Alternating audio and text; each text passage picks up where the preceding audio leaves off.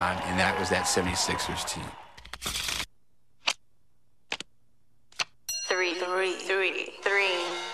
85-86 Celtics, had it only occurred to them to, hey, you know, we can win 70. We can break the record. They would have done it.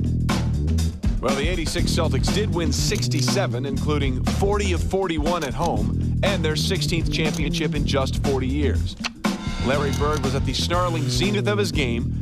Kevin McHale was a post-up power, and scowling Robert Parrish patrolled the paint. They were so good and had so much fun on and off the court.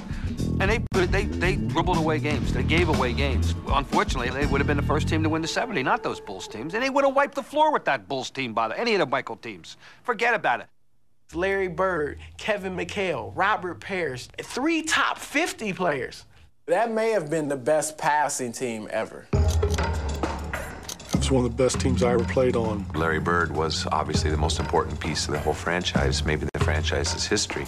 Larry Bird was a very competitive, whatever it took to win, rebound, block out, throw an elbow, knock you down, hard foul you, that's who he was. He was a basketball genius. He'd be a step ahead, a thought ahead, play the game like a chess game. He's going to take your heart, and he was going to take it out, he's going to throw it on the floor, step on it, and he's going to love it.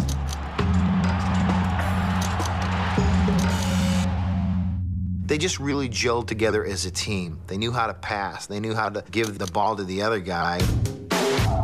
Who's going to guard McHale? That was always the #1 question. The answer, nobody. They were high-flying. They were fun. Just going to practice to watch that team was a thrill because the practices were great. The mention of the word Celtics would raise the hair on the back of our neck. 85-86 Celtics? Well, I will never say anything good about the Celtics. I don't like them, so...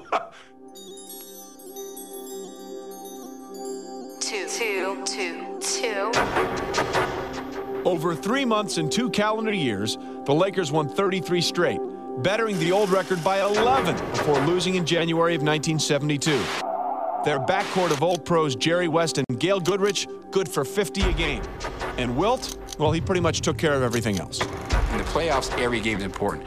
But when you're on a 33-game winning streak, that means you're coming into somebody else's house, no matter how good they are, you're telling them, it ain't gonna happen, we're not losing. 33 straight games is just phenomenal.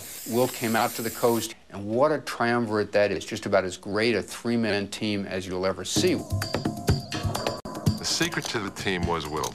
Sharman talked him into being a rebounder and a defensive player, and that was the backbone of the team. You had Chamberlain, who was grabbing the rebounds, playing defense, blocking shots, do whatever it took to win. That was an awesome team because obviously you had Wilt Chamberlain in the middle, but a great backcourt with Jerry West and Gail Goodrich. Jerry West and Gail Goodrich, they really played as a team. Jerry West had that killer instinct in him. I mean, this guy come to beat you every night. For the 3 of them to mesh, to put all egos and mentality aside, for them to play together, to move the ball around and to play off all their strength, and they were just one of the great teams you'll ever see in any sport. This team is very special. I don't know how you could possibly think a team could win 33 games in a row in this year. It'll never happen again. In sports, the most difficult task that you can ask someone to do is to come up with the answer to who's number 2. You could ask the kid from Jeopardy and he wouldn't have a clue. Because most don't care, they don't care to know. Which is exactly the reason we came up with the show. So who's number 1?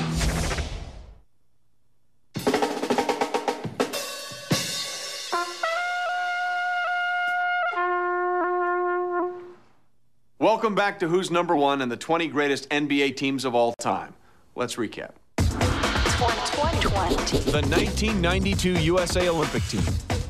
1990. The 77-78 Washington Bullets. 18. The 57-58 St. Louis Hawks. 17. The 93-94 Houston Rockets. 16. The 76-77 Portland Trailblazers. 15. The 1952-53 Minneapolis Lakers. 14. The 1970-71 Milwaukee Bucks. 13.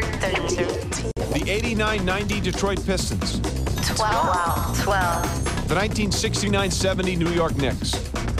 11. The 91-92 Chicago Bulls. 10. The 1960-61 Boston Celtics. 9. The 2000-2001 Los Angeles Lakers. 8.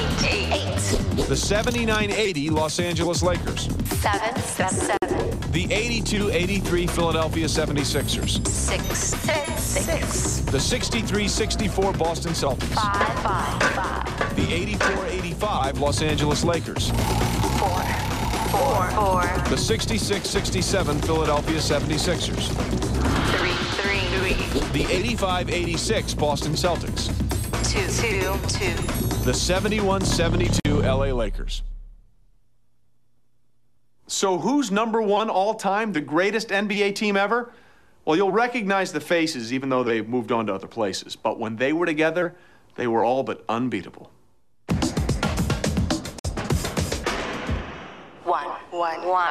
1. The running of the Bulls rampaged on, the 96 squad launching the second three-peat of the decade for Chicago. Michael Jordan was, well, Michael Jordan. Scottie Pippen rode shotgun, Dennis Rodman owned the boards, and Phil Jackson's reputation swelled. 1. Really, from the first game, the media in Chicago was speculating, could this team win 70 games? That was an incredible team when you consider that it was Michael Jordan and Scottie Pippen and who else?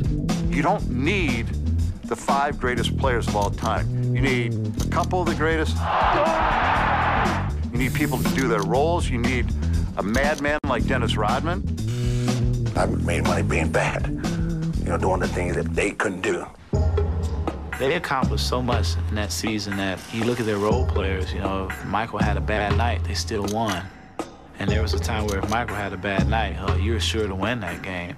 But I think that's just a testament of his will on his teammates to win.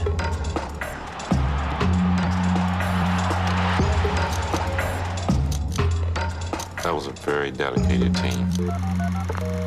It just got to the point to where we started seeing all these records that we had an opportunity to break. The focus of the Bulls, in particular Jordan and Pippen, was remarkable. And we were starting to suggest early in the year they could win more than 70 games. The fact that they carried that through and only lost 10 games, stunning. It'll never be matched. It was about establishing your place in history. And 72 wins, I think, wow. We've heard recently where guys like Rasheed Wallace, Vince Carter, Tracy McGrady have said, nobody pushes it 110% every single night. But that team had the drive to go out there every single night, knowing they were going to get the best from the opponent. And it's just amazing. Was it the best team ever? Well, I don't know. If you got Michael Jordan on it, almost any team would be the best team ever with him on it. Nobody's won more. You got to make a big deal of it. I think anytime you are the best at anything, it's a big deal. I mean, to win 72 games in the NBA is a remarkable feat. Michael Jordan! I hope I get the chance to come back and represent the city of Chicago and my family and bring a fifth title back to Chicago. And, it's been a wild, crazy ride. All right, so you've seen the dynasties and the one-season wonders, the old established firms that almost always seem to be contending, and those that caught the fast track to success. Time now to see how our list is sitting with our resident second-guessers. That would be Mike Gravity-Bound Greenberg and Mike Moving Pick Golick. Fellas. All right. Now, permit me, if you will, to take the beginning of this one. Because I speak from experience. Yes, you do. I covered this team. I saw probably 75 of the 82 games that this team played. The #1 Chicago Bulls, the 72-win team. They were a circus. They were the most entertaining team you could ever be around. Jordan was unbelievable. Rodman was from another planet. Phil is Phil. Scottie is Scottie.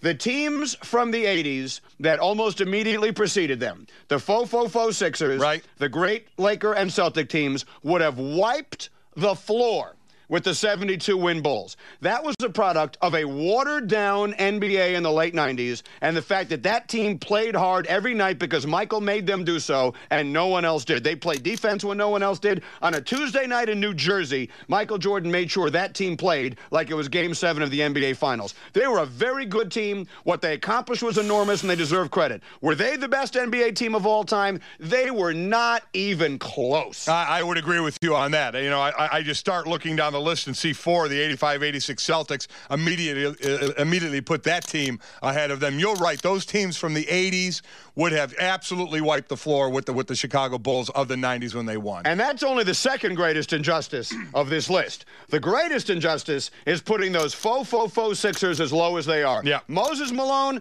Dr. J, Mo Cheeks, Andrew Toney, and that group, Mike, that was the best basketball team I ever saw. Now, I'm not old enough to go back to the Celtics of the 60s, but I saw all those teams in the 80s. I saw all those teams in the 90s. I saw the Lakers winning with Shaq and Kobe. The faux Sixers with Mo, Doc, and company for that 1 year were the best team in basketball that I've ever seen. Let me go away here that I don't know if how much you'll want to follow this. What are we talking about here? Best NBA teams. Are we talking about best teams or best collection of talent? Right. Because I look at 13th on the list. I look at those 69-70 Knicks. Give me the lineup.